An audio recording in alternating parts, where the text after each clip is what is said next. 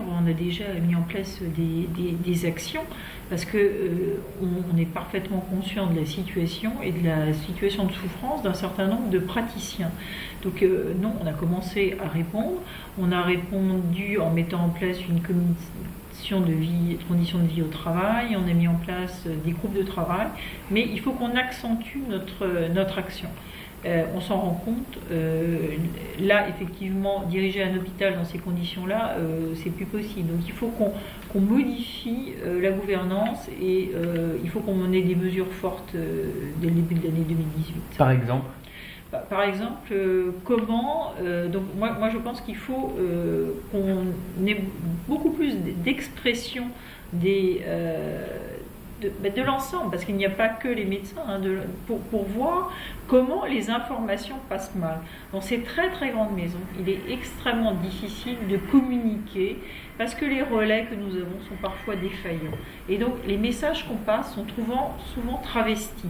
Quand je vois que les praticiens pédiatres nous décrivent comme une direction qui ne travaille que dans une logique financière, qui déplore que les jeunes patients ne soient pas suffisamment hospitalisés, qui inciterait à faire des actes inutiles, je ne me reconnais absolument pas dans ce mode de management et j'indique que ce sont des propos que je n'ai jamais tenus. Donc ça aussi, je souhaite l'affirmer haut et fort.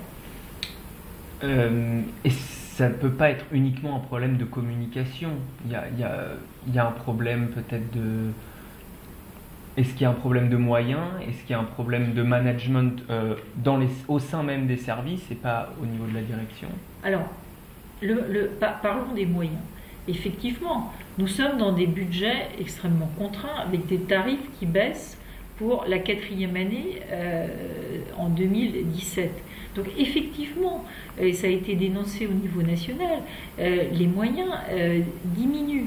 Pour autant, le CHU de Grenoble n'est pas dans une des situations particulièrement difficiles, puisque jusqu'à présent, sur les 3 dernières années, nous sommes à l'équilibre. Et pourquoi nous sommes à l'équilibre? Non pas parce que nous avons des actions rentables, mais parce que nous avons développé certaines activités qui avaient disparu au CHU, de type on a relancé la gynécologie, on a relancé les endoscopies, on a relancé la chirurgie plastique et reconstructrice. Donc on a augmenté notre activité et en 2016, on a créé 25 postes de médecins supplémentaires et 132 postes de paramédicaux. Donc la situation de crise, la baisse des tarifs, on l'a subie comme les autres établissements. Pour autant, aujourd'hui, nous ne sommes pas dans un plan de retour à l'équilibre comme d'autres établissements. Alors c'est un problème de personnes? Non, je pense qu'il y a un ressenti, effectivement, de cette pression économique. Elle est douloureusement ressentie. Parce que si nous laissons filer l'établissement, si on laissait filer le déficit, qu'est-ce qui va se passer? On ne pourrait plus investir. Vous voyez bien qu'on fait de nouvelles constructions indispensables qui sont liées, on veut reconstruire nos urgences, on veut construire nos réanimations, on veut refaire notre bloc opératoire. Ce ne sont pas des opérations superflues. Personne ne nous le conteste. Donc il faut effectivement, et il faut aussi qu'on ait des équipements pour fonctionner. Et sachez qu'on se bat d'arrache-pied avec le président de la CME pour obtenir des enveloppes supplémentaires, créer un fonds de dotation, faire appel au mécénat, pour augmenter les moyens et donner aussi au personnel des conditions de travail décentes. Autant la pression elle est là, on l'entend.